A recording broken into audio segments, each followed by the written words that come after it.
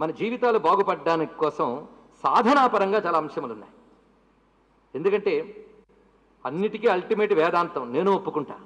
కానీ దేహాత్మ భ్రాంతి అంత తేలిగ్గా పోదు.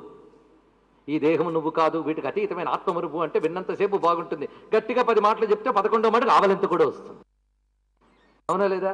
కనుక దేహాత్మ భ్రాంతి సహజం, అది పద్ధతిగా పోవాలి. పద్ధతిగా పోవాలంటే సత్కర్మాచరణ, భగవద్భక్తి, క్రమక్రమంగా విచారణ, ఇవి జరగ్గా జరుగుతాయి. కనుక మనల్ని బాధించే అంశములు ప్రాకృతికంగా చాలా ఉన్నాయి. దేహాన్ని అంటిపెట్టుకుని దేహగతంగా ఉన్న కర్మవాసనలు ఒకవైపు ఉన్నాయి, వాటిని ఎవడు కాదనగలడు.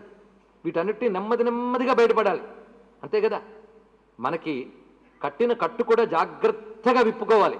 గట్టిగా విప్పుకోపోతే అవయవాలు కూడా తెగిపోతాయి. జాగ్రత్త, అందుకు జాగ్రత్తగా తెంచుకోవాలి. అందుకు జాగ్రత్తగా తెంచుకునే పద్ధతిలో మనకి శాస్త్రచోజితమైన సత్కర్మాచరణ వచ్చింది. కొందరు అంటారు ఈ వేద కర్మలు ఇవన్నీ అనవసరమండి, ఉపనిషత్తులు చాలండి అని. అనవసరమైనప్పుడు వేదం ఎందుకు చెప్పాలి? వేదాంతం కూడా వేదం చెప్పిందే కదండి. ఒక ఆయన నాతో అన్నాడు, ఏమని, అయ్యా ఈ కర్మలు, ఈ పూజలు, పునస్కారాలు, ఈ మతాలన్నీ మీరు చెప్తారు, మేమంతా తత్వం చెప్తాం, వేదాంతం చెప్తాం అన్నారు. చాలా సంతోషం అండి, మేము ఇదే చెప్తాం. అంటే వేదాంతం అనేది పండు, తత్వజ్ఞానం అనేది పండు, కావలసింది పండే.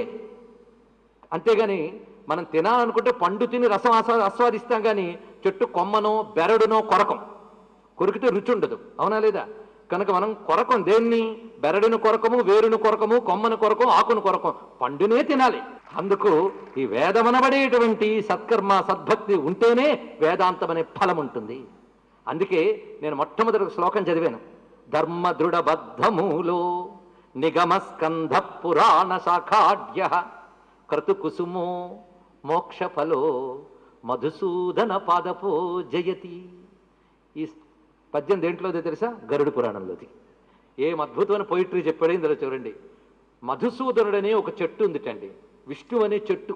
ఎంత అందంగా ఉంది చూడండి. విష్ణువుని చెట్టుతో పోల్చారు. మన వాళ్ళకి చెట్లు అంటే భలే ఇష్టం, అందుకే మన దేశంలోనే చెట్లను ఎక్కువ నరుకుతాం. భ్యో వృక్షాణాం పతయే నమః. మనం 10 చెట్లు కొట్టి 11వ చెట్టు నాటి వృక్షో రక్షిత రక్షిత కానీ బోర్డు కూడా పెట్టగలం మనం. సరే, ఇక్కడ విష్ణువుని వృక్షంగా వర్ణించారు చూడండి. ఎంత అందమైన చెట్టు ఆ విష్ణు వృక్షం.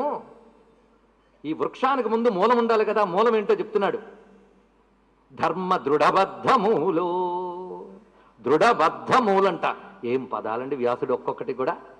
దృఢబద్ధ మూలము అంటే దృఢమైన, గట్టిగా చెట్టుని పట్టి ఉంచగలిగే శక్తి కలిగిన మూలం ఏమిటి? ధర్మము. విష్ణువు అనే చెట్టుకి వేరు. ధర్మ దృఢబద్ధము. వేరు అంటే తెలుసా? సెపరేట్ కాదు, మూలం, రూట్. ధర్మ దృఢబద్ధ మూల. ఇక పంగలు, ఆ చెట్టు నుంచి వచ్చిన పంగలు ఏమిటి అంటే నిగమస్కంధ. ఆ కాండము, దాని నుంచి లేచిన పంగలు ఏమిటి? వేదములు. దానికి కొమ్మలు వచ్చేట ఆ పంగలకి. అవి ఏమిటి అంటే పురాణ శాఖాఢ్య. పురాణములు కొమ్మలడు దానికి. చూసారా? ధర్మము వేరు, స్కంధములు వేదములు, పురాణములు శాఖలు. దానికి పువ్వులు ఏమిటంటే క్రతు కుసుము. క్రతువులు కుసుమములు. క్రతువులు అంటే వేదము చెప్పిన కర్మలు. ఇదొక్కడు గుర్తుపెట్టుకోండి. వేద చోదిత కర్మలు. అంతేగాని అగ్నిహోత్రంలో నెయ్యి పోయడం మాత్రమే కాదు. వేదము మనకి చెప్పిన కర్మలకి క్రతువులు అంటారు. క్రతువులు అంటే సత్కర్మలు, సదాలోచనలు. ఆనో భద్రాకృతవో యాంత విశ్వత, ఋగ్వేదంలో మంత్రం అది. కనుక క్రతువులు అంటే వేదము చెప్పిన సత్కర్మలు. ఆ క్రతువులు దానికి కుసుమముల్ట. ఆ కొమ్మలకి పూసిన కుసుమములు ఏమిటి? క్రతువులు. ఇవి కుసుమములైతే పండేది మోక్షఫల. మోక్షం ఫలం. ఇలా ఉన్న ఈ విష్ణువు అనే చెట్టుకు నమస్కారం అన్నాడు. ఎంత చక్కటి భావన చెప్పాడు చూడండి. ఇక్కడ విష్ణువు ఎక్కడున్నాడు? ఇదంతా కలిపితే విష్ణువు. కనుకనే గరుడ పురాణంకున్న ప్రత్యేకత.